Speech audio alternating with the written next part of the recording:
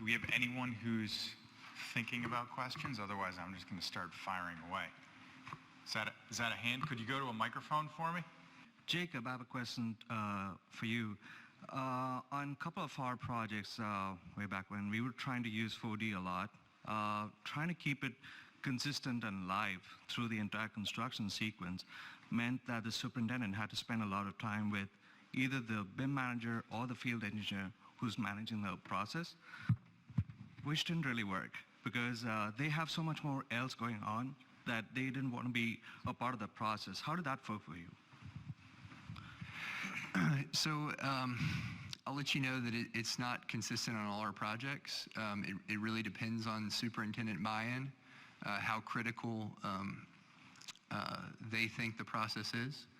On the Circuit of the Americas and the CONRAC, that superintendent loves technology. That's, he lives for construction and technology. So it's really easy to do.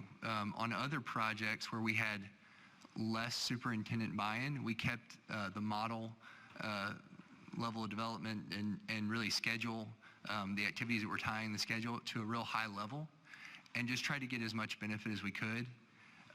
That's the Sheraton Georgetown project. There's the one just outside of Austin. There was a hotel and we had resource management. Really the developer asked for that information, but we were trying to get more buy-in, get more people to use it, because then that will sort of validate the amount of time we spend updating the model for the schedule. And so all I can say is that you kind of have to gauge it project by project.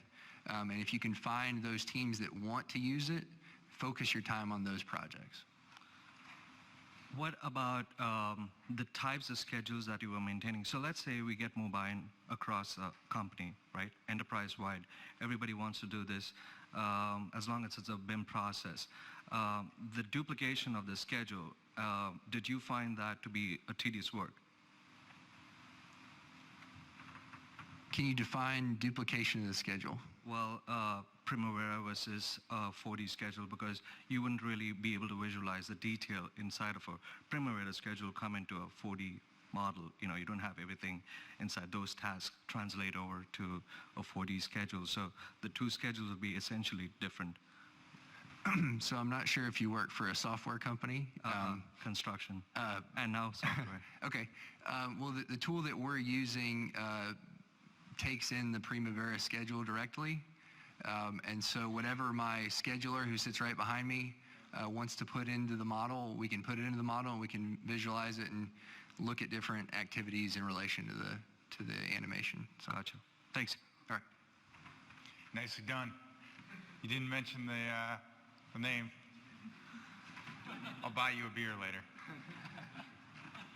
So one thing I thought was, I don't know, I'm still thinking about the ramifications of it, but the ability to take a 4D schedule and then include activities that, based on some sort of rule, either within the name or the use profile of that entity, be able to assess the risk register from a high incident factor.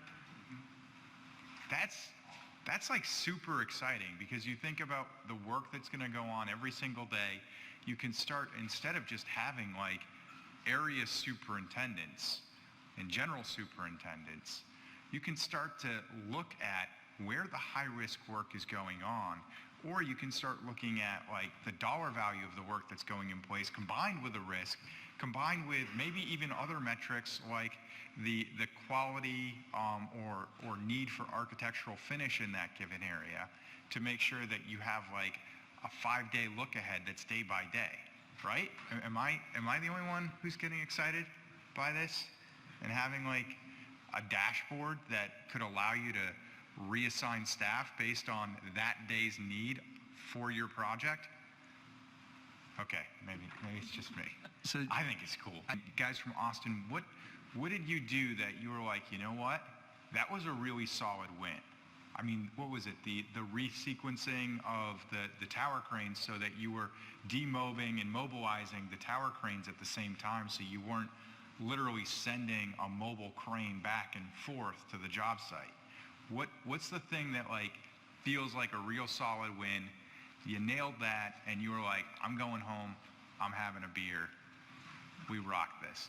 I think the Block 188 project that we show at last, Austin proper, that we have really congested job site in downtown Austin area, and we were coordinating with our neighbors that is 20 feet away from us, like staring right at our building, and we're trying to coordinate the tower crane erection plan for that, and we were spent like days trying to figure it out. First using the 2D cartoons that Jacob created, and then we incorporate their schedules. So they provided us separate models and schedules, and we incorporate their schedules into the model using the software, and then it's much easier for us to visualize what are the possibilities to revise and improve our plans, and to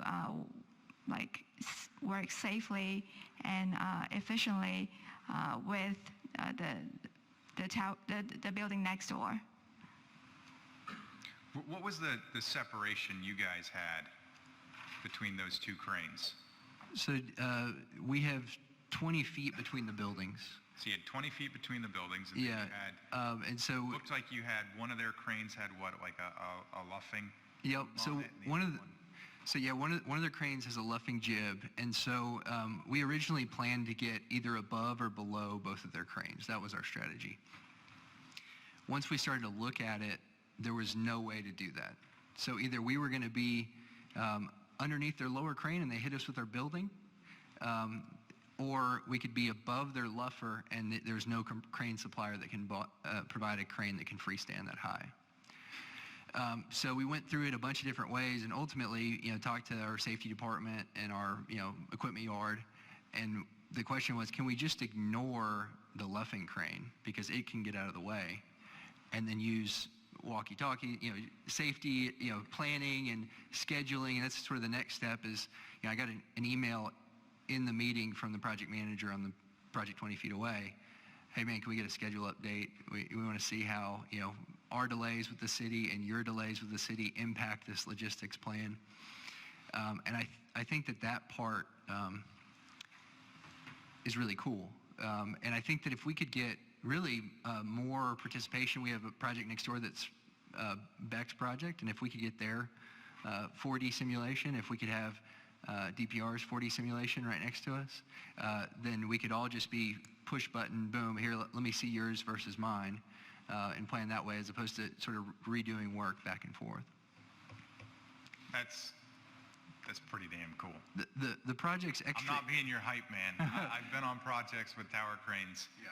And PXs generally say tower cranes are like boats. The two best days on the job are the day it actually gets mobilized and the day it's gone. So. And to add some drama to the project, so the project manager used to sit in the same office as me, a good friend of mine, and went to go work for the other, one of our competitors to work on that project. The superintendent on our project originally is now the superintendent on that project. Oh, it sounds incestuous. It's an awfully strange project, and then I'm being recorded right now, and I said that. Within our project, a superintendent that has sort of come up under that superintendent took his place. So there's some really good relationships between us. It's going to be a really big challenge to make it work, and I think we have sort of the right teams on both sides of the fence to make it happen.